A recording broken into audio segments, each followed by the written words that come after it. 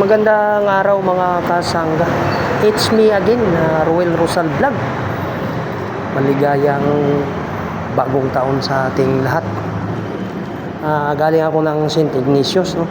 At binaybay ko itong Katipunan Avenue. At madaanan natin mga kasangga, kung matatandaan nyo, madadaanan natin yung na-aksidente nung nakaraang taon, 2024, December, no? Dito sa Katipunan Avenue, sa ibabaw ng tulay, dito sa may itaas, katapat ng Blue Residence. Ito mga kasangga, ito yung lugar na yun. Medyo malapit na tayo. Matraffic nga lang dito mga kasangga. Siguro pag nagkataon na ganito ka bagal ang traffic, siguro hindi magkaroon ng ganong kadaming mababangga nung malaking sasakyan na nawala ng preno mga kasangga. Medyo palusong kasi ito, kaya talagang pag nawalan ka ng preno, mabigat pa yung karga, talagang malakas ang impact, no, kahit mabagal man ang takbo mo, kasi medyo palusong kasi ito papuntang Ateneo.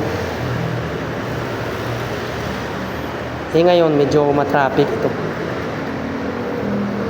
Ito mga kasangga, medyo malapit na tayo, no? Tsaka condolence po sa mga nasawi dito nung nung time na yun, yung mga nasawi dito sa aksidente ng Katipunan Avenue 2024. December po yun. Talagang napakasaklap na pangyayari. At di man talaga sinasadya ng driver, talagang kulong pa rin siya dahil sa mga maraming damage, may mga namatay. Di tayo tiyak kung ilan ang namatay, basta on the spot namatay apat ang namatay. Ito, malapit na tayo mga kasangga.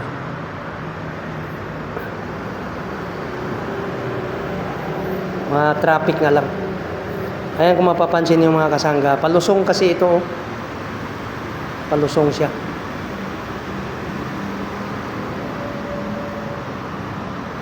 Kaya malaking sasakyan pa at mabigat pa yung karga nung nawala ng preno, kaya talagang malakas yung impact. Kahit sabihin nating mabagal yung takbo niya, palusong. Kung di siya tumama sa bus, talagang abot pa ito sa mismong Ateneo, tapat ng Ateneo.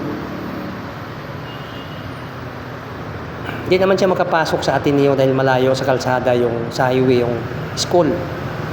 Pero halos tapat siya, abot siya ng tapat ng Ateneo kung hindi siya na dito. Hindi siya nasabit sa malaking bus. At nakatama siya ng iilang mga sasakyan, mga kotse, at bukod sa kotse, may mga ilang motorcycle pa ang kanyang inararo. Ito yun, nasa ibabaw na tayo ng tulay mga kasangga. Malapit na tayo. Yan. Dito sa ating bandang kanan, papuntang Marikina. Bandang kaliwa, papuntang Cubao. Aurora itong ilalim. Aurora Boulevard itong ilalim mga kasangga.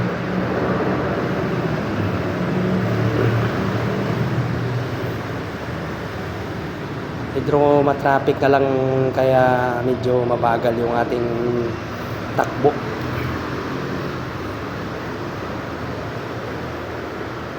Ito yung mga kasangga, mapapansin nyo, palusong, di ba? Dito sa banda na ito, dito na nag-umpisa yung malaking sasakyan na nawalan siya ng preno, na naramdaman na ng driver na nawalan siya ng preno. At di na niya alam kung paano niya gagawin, anong gagawin niya. Kaya siguro nalilito na siya hanggat sa nabanggaan lang siya ng mga sasakyan at mga motorcycle na sa kanyang unahan. At yung pinakahuli, yun yung bus. Kung wala yung bus, talagang dire-diretso pa siguro yung kanyang pagbaba. Dahil nga po nawalan siya ng preno. Dito yung mga kasangga. Yan yung kaliwa, yung bandang kanan ko, ito ay Blue Residences yan, mataas na building. Yan ay sa itaas ng Marikina. Itong kaliwa naman, Barangay Loyola Heights yan. Kaliwa na yan. Yung ilalim mismo ng tulay na ito yung highway ng Aurora Boulevard.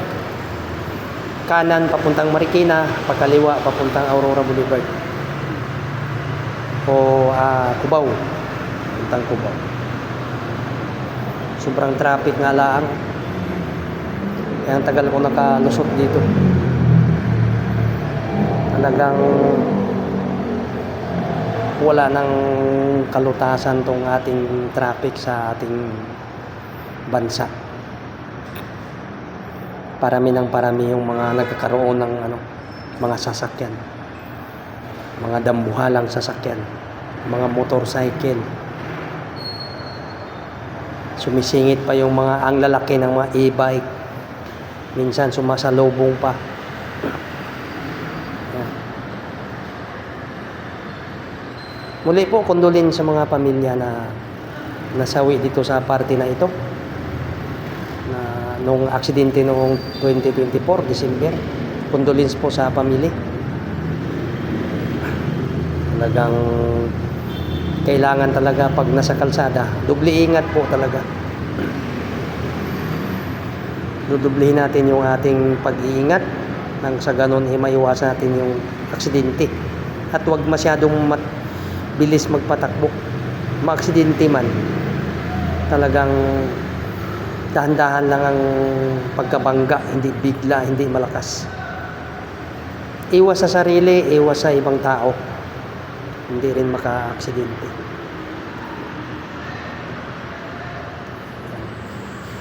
Medyo malapit na tayo mga kasangga. Malalampasan na natin madadaanan na natin yung mismong inararo ng malaking sasakyan na wala ng preno.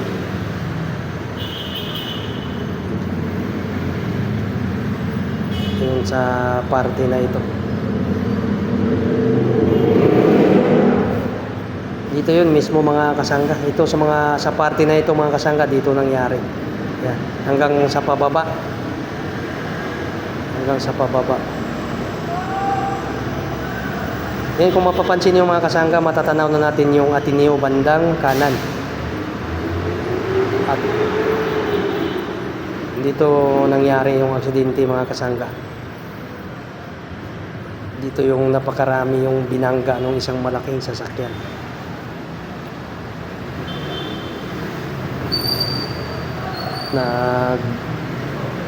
Iilan ding nagbuhis ng buhay dito.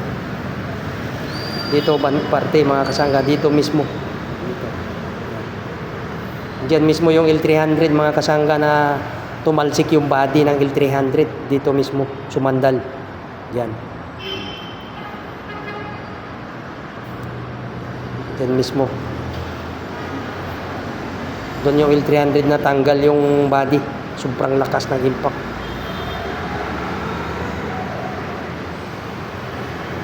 Napakalayo ng distansya. Napakalayo ng inabot ng malaking sasakyan. Dito mga kasangga, dito yung bus. Bumalagbang yung bus, yung binangga niya. At hanggang dito na lang din yung malaking sasakyan na nawala ng preno. Hindi niya kayang yung bus dahil bumalagbag na. So hanggang dito na lang yung ating vlog mga kasangga. Maraming salamat sa mga nanonood. Please comment, share, and subscribe my channel. Ingat po tayo lagi mga kasangga. Bye bye. Bang bang.